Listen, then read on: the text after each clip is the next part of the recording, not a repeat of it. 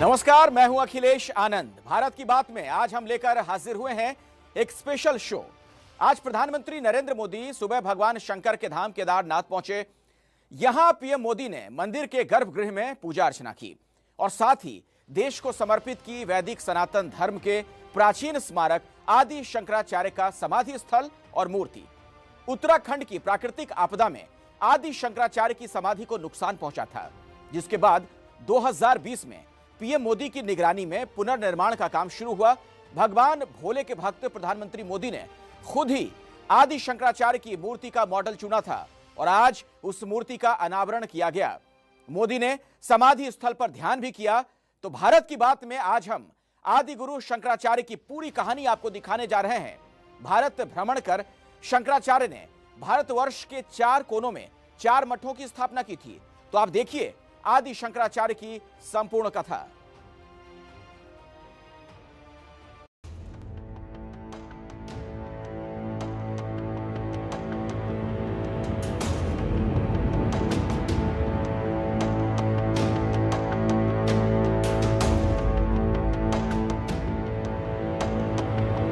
इतिहास में शायद ऐसे शास्त्रार्थ, डिबेट या बहस का जिक्र और कहीं नहीं मिलता है।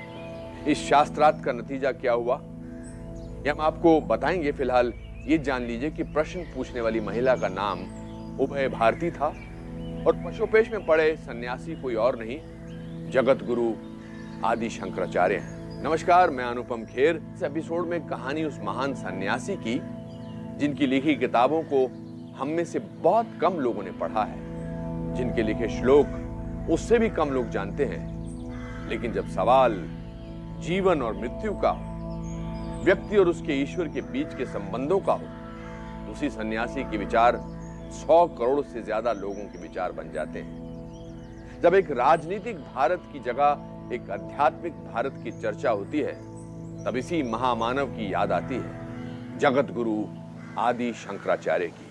रक्षा की दृष्टि से, सामाजिक दृष्टि से, सांस्कृतिक एकता की दृष्टि से, जो है आध्यात्मिक एकता की दृष्टि से, ये सारी चीज़ है। जब आप इसको देखेंगे तो आपको लगेगा कि जो मतलब ऐसे व्यक्ति हो नहीं सकते दूसरे जो इस तरह का चिंतन रखते हैं, और उन्होंने सफल प्रयोग। बौद्ध धर्म का जो उस समय स्वरूप है वो हीनयान नहीं है, महायान नहीं है।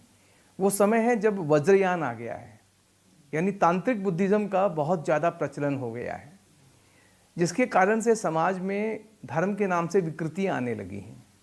एक तरफ ये दृश्य है, दूसरी तरफ क्या है कि हिंदू धर्म जिसे आप कहते हैं, वैदिक धर्म कहते हैं, उसमें एक मूर्ति पूजा वाले संप्रदाय, शैव संप्रदाय, वैष्णव संप्रदाय, सूर्य की पूजा करने वाले सौर संप्रदाय, गणपति की पूजा करने वाले गणपत संप्रदाय, शक्ति पूजा वाले शाक्त संप्रदाय, ये आपस में संघर्षशील हैं। इनमें आपस में बहुत ज़्यादा हिंसक घटनाएं हो रही हैं। इन हालात से धर्म को निकालने के लिए जगत गुरु आदि शंकराचार्य ने पूरे भारत की पैदल यात्रा की थी। मकसद था भारत को धार्मिक तौर पर, आध्यात्मिक तौर पर एक करना। भारत का शायद ही कोई ऐसा इलाका बचा होगा जहां की यात्रा आदि शंकराचार्य ने नहीं की हो। उन्होंने भारत के हर कोने में अलग अलग धर्म और संप्रदायों के विद्वानों से शास्त्रार्थ किया और धर्म विजय की नींव रखी। इस महान दार्शनिक और धर्म की रक्षा करने वाले आदि शंकराचार्य की जीवन यात्रा शुरू होती है केरल के एर्नाकुलम जिले के काल्टी या कलाडी गांव से। निम्बूद्रीपाद ब्राह्मणों के उस गांव में शिवगुरु नाम के विद्वान रहा करते थे। कहते हैं भगवान शंकर के आशीर्वाद से ही उन्हें एक पुत्र हुआ, जिसका नाम उन्होंने शंकर रखा।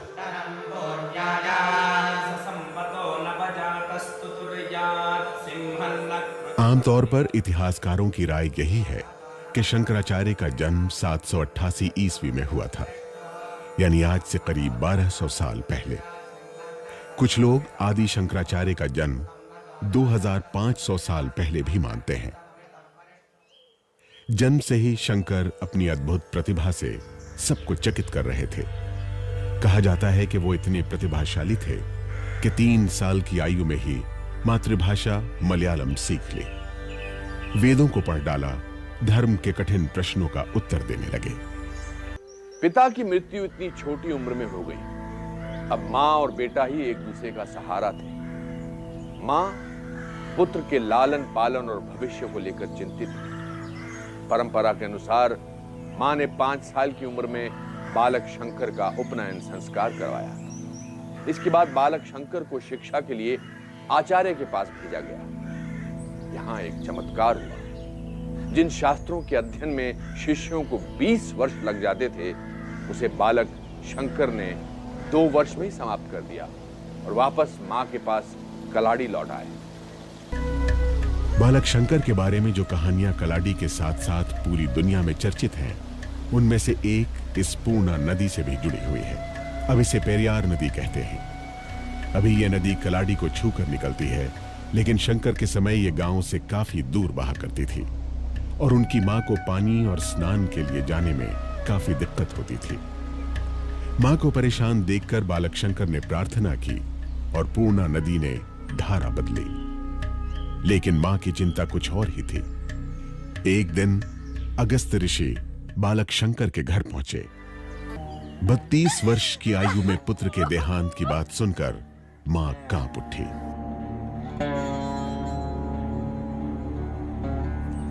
दूसरी तरफ मां की इस चिंता से अलग बालक शंकर कुछ और ही सोच रहे थे। मां ने जब संन्यास लेने की अनुमति नहीं दी, तब शंकर ने एक लीला रच डाली।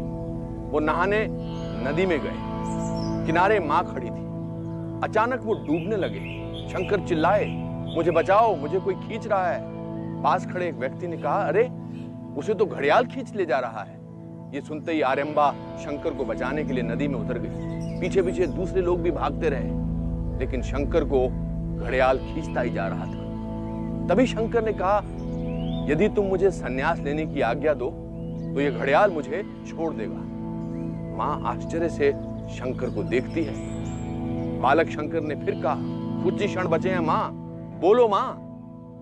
आखिरकार मां ने उन्हें संन्यास की अनुमति दे दी। जिस आयु में बच्चे मां की ममता के आंचल में पलते बढ़ते हैं, जिन दिनों मासूम बच्चों की दुनिया घर आंगन और गांव तक सिमटी रहती है, उस उम्र में घर परिवार, सखा संबंधी और मां को छोड़कर बालक शंकर संन्यास के मार्ग पर निकलने वाले थे। इस दृश्य की अब बस कल्पना ही की जा सकती है। घर छोड़ने के बाद शंकर कई दिनों तक घूमते रहे। उन्होंने मार्ग में कई नदी, पर्वत और जंगलों को पार किया। बालक शंकर गुरु की खोज में घर से निकले थे। ऐसा अनुमान लगाया जाता था कि वो अपने जन्म स्थान केरल के कलाड़ी से निकलकर तुंगभद्रा की ओर मुड़े और फिर इसके बाद श्रृंगेरी से गोकर्ण होते हुए ओंकारेश्वर पहुंचे। ओंकारेश्वर में नर्मदा नदी के तट पर गुरु श्री गोविंदपाद का आश्रम था। श्री गोविंदपाद अपनी विद्वता, योग बल और ब्रह्म ज्ञान के लिए प्रसिद्ध थे। गुरु श्री गोविंदपाद आश्रम के पास एक गुफा में समाधि में थे। शंकर 9 साल के थे जब वो श्री गोविंदपाद से मिले। श्री गोविंदपाद ने शंकर को संन्यास की दीक्षा दी और अपना शिष्य बनाया। कहते हैं श्री गोविंदपाद के कहने पर सन्यासी शंकर ने महाभारत में लिखे विष्णु सहस्त्र नाम पर श्लोकों की रचना की, जिससे लोग परमात्मा के 1000 रूपों को समझ सके। विष्णु सहस्त्र नाम की गूंज आज भी सुनाई देती है। तरह तरह की परीक्षा के बाद श्री गोविंदपाद ने ही शंकर को शंकर आचार्य या शंकराचार्य का नाम दिया। यानी जिसे हम हिंदू धर्म कहते हैं, उसके सबसे महत्वपूर्ण धर्म गुरु शंकराचार्य की परंपरा की शुरुआत यहीं से हुई। श्री गोविंदपाद ने शंकर को 4 महाकाव्यों में ब्रह्म तत्व का उपदेश दिया था। शंकर 4 वर्षों तक गुरु गोविंदपाद की सेवा में रहे। इस दौरान वो शंकर से आचार्य शंकर बन गए। उन्हें आश्रम के शिष्यों को पढ़ाने की जिम्मेदारी दी गई। वो अब शंकराचार्य नाम से चर्चित हुए। उनकी चर्चा की वजह एक और थी, शास्त्रार्थ। शास्त्रार्थ में सवाल जवाब होते थे, दर्शन और जीवन से जुड़े प्रश्नों पर बहस होती थी। जाहिर है इसमें शामिल होने वाले विद्वानों के लिए ये प्रतिष्ठा की बात होती थी। शंकराचार्य ने शास्त्रार्थ में बड़े बड़े विद्वानों को निरुत्तर किया। ध्यान रहे, उस वक्त शंकराचार्य की उम्र सिर्फ 12 साल बताई जाती है, लेकिन वो कितने बड़े विद्वान हैं उसकी असली परीक्षा काशी में ही हो सकती थी। आचार्य शंकर भी कई दिनों की यात्रा के बाद काशी पहुंचे। काशी में कई लोगों ने आचार्य शंकर की प्रेरणा से विधिवत संन्यास ग्रहण किया और उनकी सेवा करने लगे।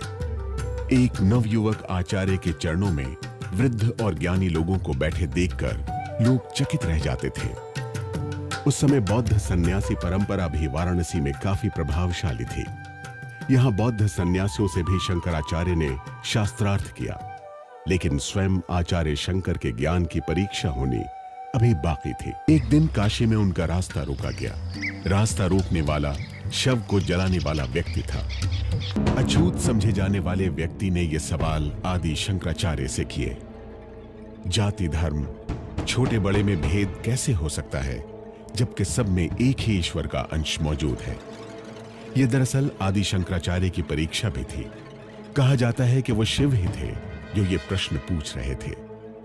आचार्य शंकर ने अनुभव किया कि जीव और परम सत्ता एक ही है, ठीक उसी तरह जैसे गुड़ से उसकी मिठास अलग नहीं है। कहा जाता है कि काशी में चांडाल के रूप में मिले भगवान शिव की प्रेरणा से आचार्य शंकर ने व्यास रचित ब्रह्मसूत्र, श्रीमद् भागवत गीता और उपनिषद को समझने के लिए भाव्य या किताब लिखने का निर्णय किया, ताकि उनके गहरे अर्थों को सरल बनाया जाए और आम जन भी आसानी से इसे समझ सके। ये तीनों ग्रंथ प्रस्थानत्रयी कहलाते हैं। गंगा, शिव, देवी भगवती जैसे देवी देवताओं की भावपूर्ण प्रार्थनाओं की रचना की। उन्होंने वेदांत संबंधी कई छोटे छोटे आसान ग्रंथ लिखे जो प्रकरण ग्रंथ कहे जाते हैं। इन्हीं में भज गोविंदम भी है।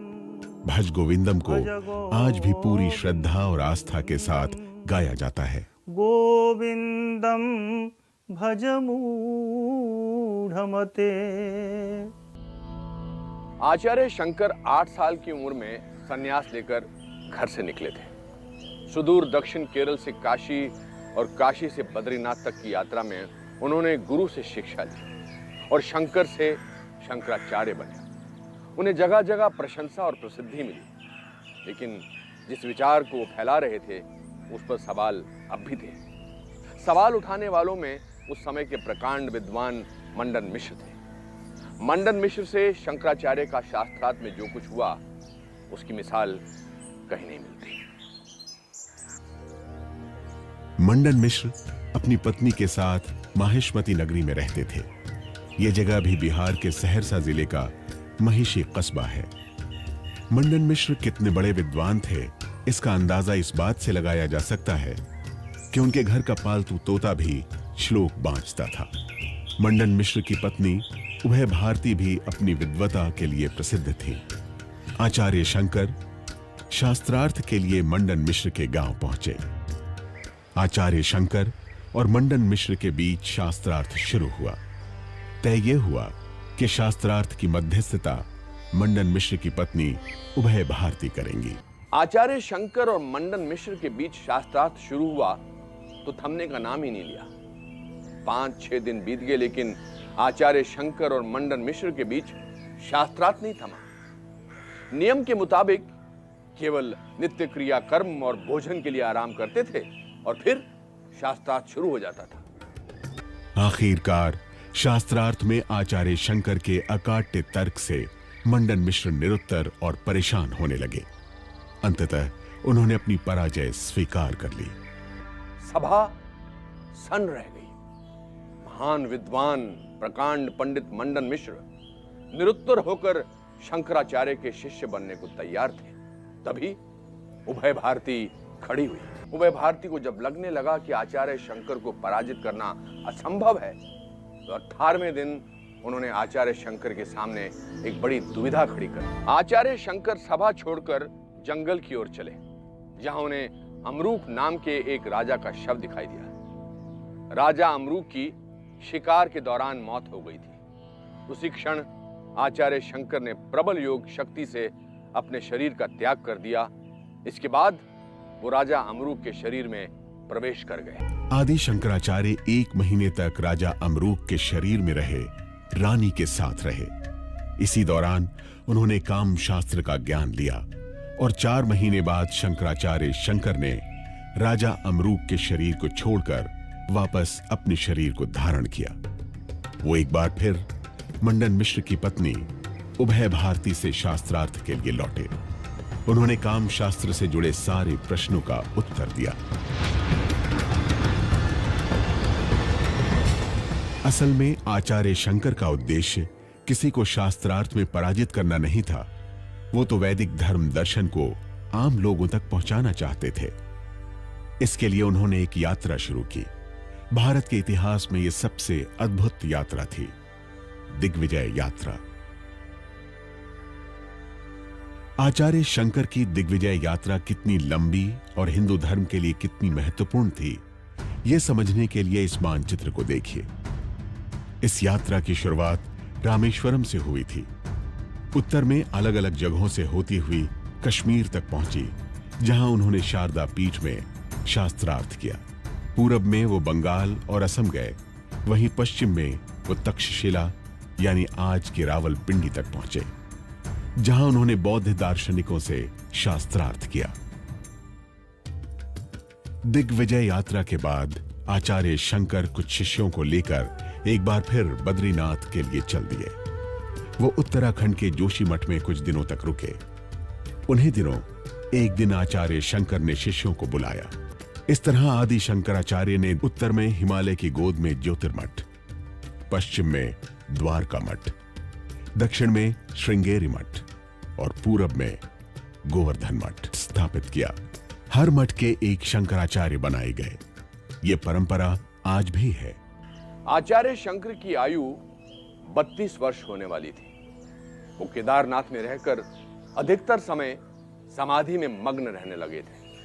उन्होंने अपने शरीर पर ध्यान देना भी कम कर दिया था। उनकी स्थिति देखकर शिष्यों को चिंता होने लगी थी।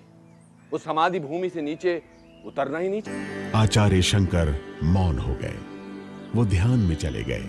कहा जाता है कि इसके बाद जगत गुरु शंकराचार्य केदारनाथ में ही अंतर्ध्यान हो गए।